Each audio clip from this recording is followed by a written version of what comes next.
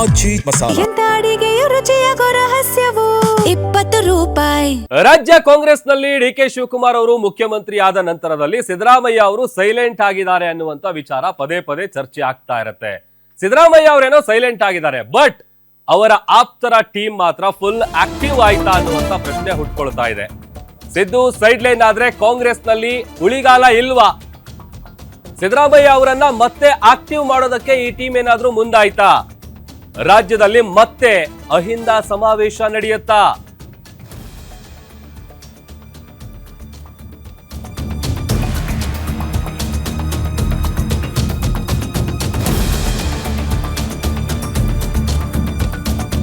Siddaramaiah silent ಆಗಿದ್ದಾರೆ, but ಅವರ ಆಪ್ತರ ಟೀಮ್ ಆಕ್ಟಿವ್ ಆಯ್ತಾ?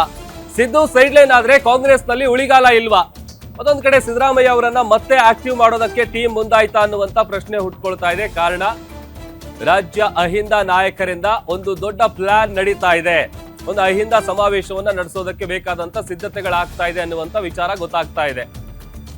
ಸೆಪ್ಟೆಂಬರ್ 6ನೇ ತಾರೀಕು ಸಮಾವೇಶವನ್ನ ನಡೆಸೋದಕ್ಕೆ ಅಹಿಂದ ನಾಯಕರು ಪ್ಲಾನ್ ಮಾಡ್ಕೊಳ್ತಾ ಇದ್ದಾರಂತೆ. ಬೆಂಗಳೂರಿನಲ್ಲೇ ಅಹಿಂದ ಸಮಾವೇಶವನ್ನ ಮಾಡಿ ಶಕ್ತಿ ಪ್ರದರ್ಶನಕ್ಕೆ ದೊಡ್ಡ ಮಟ್ಟದಲ್ಲಿ ಸಿದ್ಧತೆಗಳು ನಡೀತಾ ಇದೆ. ಈ ಮೂಲಕ ಸಿದ್ದರಾಮಯ್ಯ ನಾಯಕತ್ವ ಗಟ್ಟಿ ಮಾಡುವಂತ ತಂತ್ರವನ್ನ ಅವರ ಆಪ್ತರ ಬಳಗ ಇಟ್ಕೊಂಡಿದೆ ಅಂತೇಳಿ ತಿಳಿದು ಬರ್ತಾ ಇದೆ. ಸಮಾವೇಶಕ್ಕೆ ಸಿದ್ದರಾಮಯ್ಯ, ಹರಿಪ್ರಸಾದ್, ಸತೀಶ್ ಜಾರಕಿಹೊಳಿ ಅವರಿಗೂ ಕೂಡ ಆಹ್ವಾನ ಮಾಡಲಾಗುತ್ತೆ. ಕೇವಲ ಅಹಿಂದ ನಾಯಕರಿಗೆ ಮಾತ್ರ ಆಯೋಜಕರಿಂದ ಇನ್ವೈಟ್ ಮಾಡುವಂತ ಕೆಲಸ ಆಗುತ್ತೆ. ಈ ಸಮಾವೇಶದ ಮೂಲಕ ರಾಜ್ಯದಲ್ಲಿ ಅಹಿಂದ ಸಂಘಟನೆ ಗಟ್ಟಿ ಮಾಡುವಂತ ಪ್ಲಾನ್, ಇದರ ಹಿಂದಿರುವಂತ ಉದ್ದೇಶ. ರಾಜ್ಯದಲ್ಲಿ ಯಾವುದೇ ಪಕ್ಷ ಅಧಿಕಾರಕ್ಕೆ ಬರೋದಕ್ಕೆ ಅಹಿಂದ ಅನಿವಾರ್ಯ ಅನ್ನುವಂತ ಸಂದೇಶವನ್ನ ಸಾರಬೇಕು. ಸಿದ್ದರಾಮಯ್ಯ ಅವರನ್ನ ದೂರ ಇಟ್ಟು ಕಾಂಗ್ರೆಸ್ಗೆ ಉಳಿಗಾಲ ಇಲ್ಲ ಅನ್ನುವಂಥದ್ದು ಕೂಡ ಮನವರಿಕೆ ಮಾಡಿಕೊಡ್ಬೇಕು. ಆ ತರದ ಒಂದು ಸಂದೇಶ ರವಾನೆ ಮಾಡಬೇಕು ಅಂತ ಹೇಳಿ ಅವರ ಆಪ್ತರ ಬಳಗ ಈ ತರದೊಂದು ಬಿಗ್ ಪ್ಲಾನ್ ಅನ್ನ ಮಾಡ್ತಾ ಇದೆ ಅನ್ನುವಂತ ವಿಚಾರ ಗೊತ್ತಾಗ್ತಾ ಇದೆ. ಯಾಕಂತಂದ್ರೆ ಅದರಲ್ಲೂ ಡಿ ಕೆ ಶಿವಕುಮಾರ್ ಅವರು ಮುಖ್ಯಮಂತ್ರಿಗಳಾದ ನಂತರದಲ್ಲಿ ಸಿದ್ದರಾಮಯ್ಯ ಅವರು ಫುಲ್ ಸೈಲೆಂಟ್ ಆಗಿದ್ದಾರೆ. ಅದು ಅವರ ನಡವಳಿಕೆಯಿಂದನೂ ಗೊತ್ತಾಗ್ತಾ ಇದೆ. ಜೊತೆಗೆ ಹೋದಲ್ಲಿ ಬಂದಲ್ಲಿ ಮುಂಚೆ ತಾವು ಮುಖ್ಯಮಂತ್ರಿ ಆಗಿದ್ದಂಥ ಸಂದರ್ಭದಲ್ಲಿ ಇದ್ದಂಥ ಆ ಚಾರ್ಮು, ಆ ಒಂದು ಅವರು ಮಾತನಾಡ್ತಾ ಇದ್ದಂಥ ಧಾಟಿ, ಅದು ಯಾವುದೂ ಕೂಡ ಕಾಣಿಸ್ತಾ ಇಲ್ಲ. ಎಲ್ಲ ಒಂದ್ ಕಡೆ ಅವರು ಮಾಜಿ ಸಿಎಂ ಆದ ನಂತರದಲ್ಲಿ ಸಿಕ್ಕಾಪಟ್ಟೆ ಸೈಲೆಂಟ್ ಮೋಡ್ಗೆ ಜಾರಿದ್ದಾರೆ.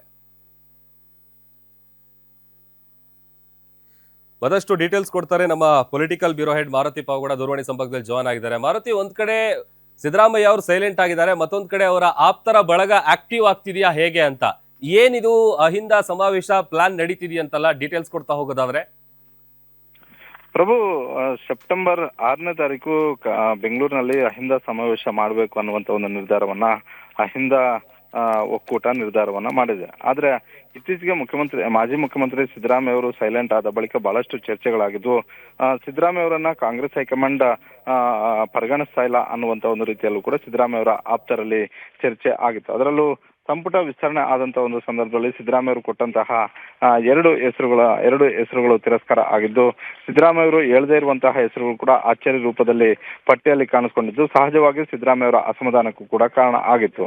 ಹೀಗಾಗಿ ಸಿದ್ದರಾಮಯ್ಯ ಅವರು ಒಂದು ಕಡೆ ಕಾಂಗ್ರೆಸ್ ಪಕ್ಷದ ಸಂಘಟನೆ ವಿಚಾರದಲ್ಲಾಗಿರ್ಬೋದು, ಜೊತೆಗೆ ವಿಧಾನಸಭೆಯು ಕೂಡ ಒಂದೆರಡು ದಿನ ಗೈರು ಹಾಜರಾಗಿ ಒಂದು ಸಂದೇಶವನ್ನ ರವಾನೆ ಮಾಡುವಂತ ಒಂದು ಕೆಲಸವನ್ನ ಮಾಡಿದ್ರು. ಹೀಗಾಗಿ ಸಿದ್ದರಾಮಯ್ಯ ಅವರ ನಾಯಕತ್ವ ಇನ್ನೂ ಕೂಡ ಗಟ್ಟಿಯಾಗಿದೆ ಅನ್ನುವಂಥದ್ದು, ಜೊತೆಗೆ ರಾಜ್ಯದಲ್ಲಿ ಅಹಿಂದ ಸಮುದಾಯಗಳು ಇಲ್ಲದೆ ಇದ್ರೆ ಯಾವುದೇ ಪಕ್ಷ ಅಧಿಕಾರಕ್ಕೆ ಬರೋದಕ್ಕೆ ಅಷ್ಟು ಸುಲಭ ಇಲ್ಲ ಅನ್ನುವಂತ ಒಂದು ಸಂದೇಶ ರವಾನೆ ಮಾಡುವಂತ ಒಂದು ನಿಟ್ಟಿನಲ್ಲಿ ಸಮಾವೇಶವನ್ನ ಮಾಡೋದಕ್ಕೆ ಮುಂದಾಗಿರುವಂತದ್ದು. ರಾಮಚಂದ್ರಪ್ಪ ಹಾಗೂ ಅವರ ತಂಡ ಮಾಡ್ತಾ ಇರುವಂತಹ ಈ ಒಂದು ಸಮಾವೇಶದ ಪೂರ್ವ ಯೋಜನೆ ಸಂಬಂಧವೂ ಕೂಡ ಮೊನ್ನೆ ಖಾಸಗಿ ಹೋಟೆಲ್ನಲ್ಲಿ ಸಭೆ ಆಗಿದೆ.